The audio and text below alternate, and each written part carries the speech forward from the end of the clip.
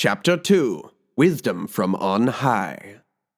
Later that night, after a long day of riding, Masculus arrived at the Old Cock Inn, the local tavern of choice for him and his most trusted brothers, who patiently awaited his return. Upon his entrance, they were eager to hear of his most recent exploits.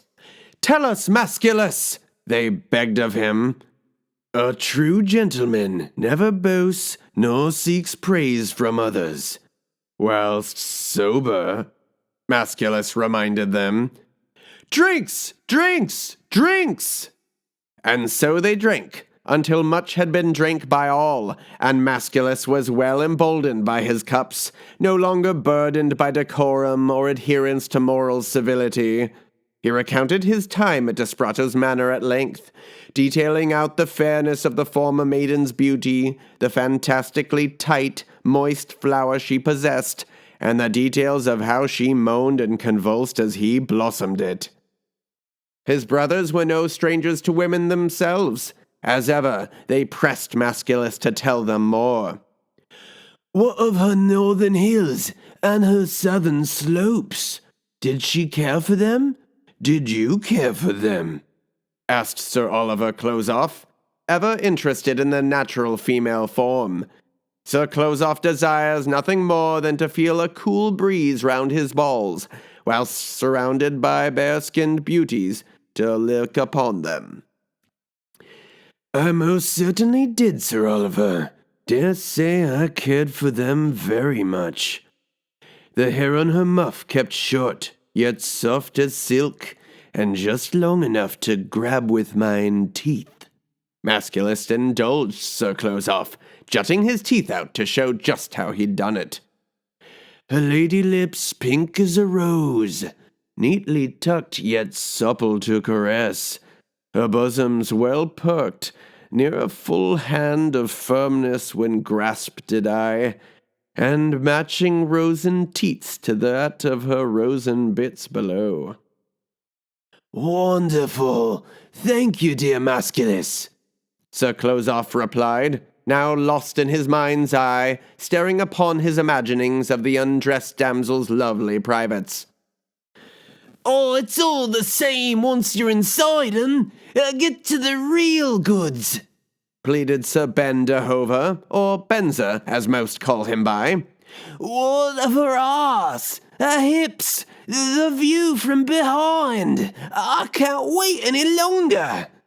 A simple man, Benza prefers taking his women from behind, holding hips and hair and tits as he happily thrusts away. He believes that whilst gazing upon a lady's backside, even the most homely of hoes can be made fair and beauteous. "Of course, dear Benza. Why, from behind was a true delight. So fine it felt, pressing inside her, the fold of her waist further increasing the tightness of her already narrow holes. Oh, and what a sight to behold! Out on her reputable father's balcony, under the light of the moon, with her dimples of Venus dancing in the faint torchlight from behind, her cheeks giving way to jiggle each time our hips did meet, as my hands gripped hers on the railing. 'Twas then that I spilt my first seed of the night, a memory I shall surely call upon in dark times, if ever the need should arise." "Oh, what a dream!" exclaimed Benza. "Songs to be sung by the sound of it, songs to be sung." He was beside himself with admiration for Masculus's retelling, as it nearly placed him behind the young damsel just by the hearing of it. "Pray tell me, good Masculus, was she grateful?" asked Sir Gregory Comesalot, with pointed concern. His namesake bestowed upon his family generations ago through sheer merit, Sir Gregory is known to reach fruition many times in a single encounter, surpassing even his family's ample reputation by literal heaps and mounds. I'm glad you asked, Sir Gregory, for she was as grateful as they come. Masculus replied in a solemn, reflective manner, and as he continued, a respectful hush swept over the hall. She was but a caged bird set free to open skies. So sweet a song she sang, as those virgin wings spread wide and took flight for their first time. Masculus stood tall and gestured towards the heavens above. Oh, and to have been her guide, to feel those tense, timid nerves melt and give way to such eager, ecstatic delight.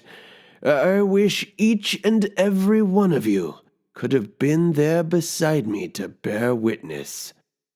His brothers all nodded their heads in unwavering solidarity, hanging upon Masculus's every word.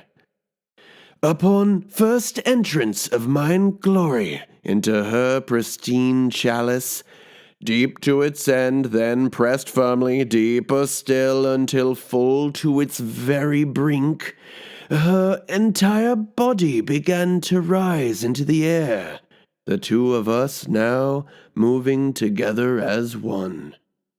It was then that I saw it in her eyes, as they began to tear with what could only have been pure gratitude and wonderment at the blessing bestowed within her. 'Twas truly a divine deed dutifully delivered to a deserving damsel in distress.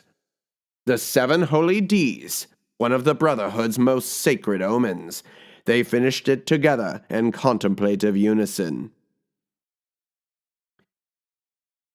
Masculus spoke from a place of such deep honesty and clear nobility of purpose, his revelations profound, and for those wise enough to listen, transformative to the very core.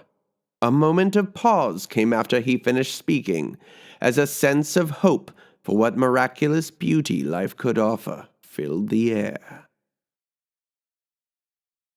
I just don't get it. I mean, what good's a lass like her, eh?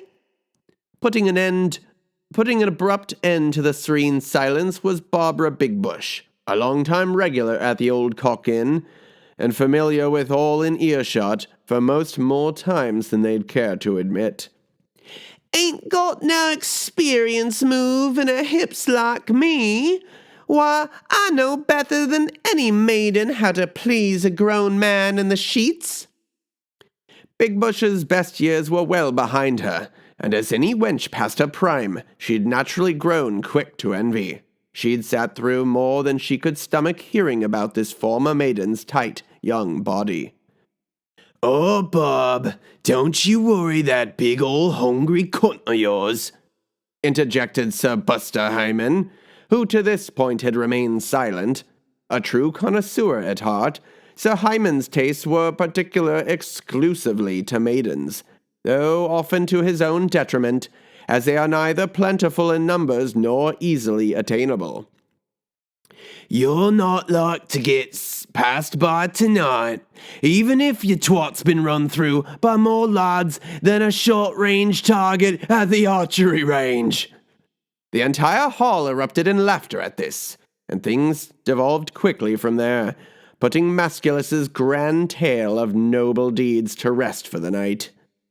As the evening continued, the men began to roll dice for who would have first go with the present hose, the winners cheering their good fortune and jesting at the losers, describing what state of mess they might leave the hose in before passing them along.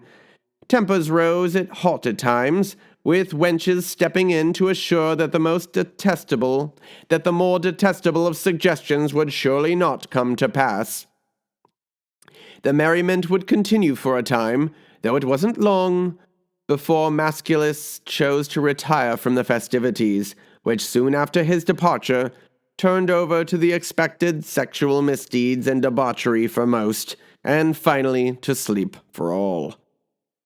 That's it for this installment of the Tales of Masculus.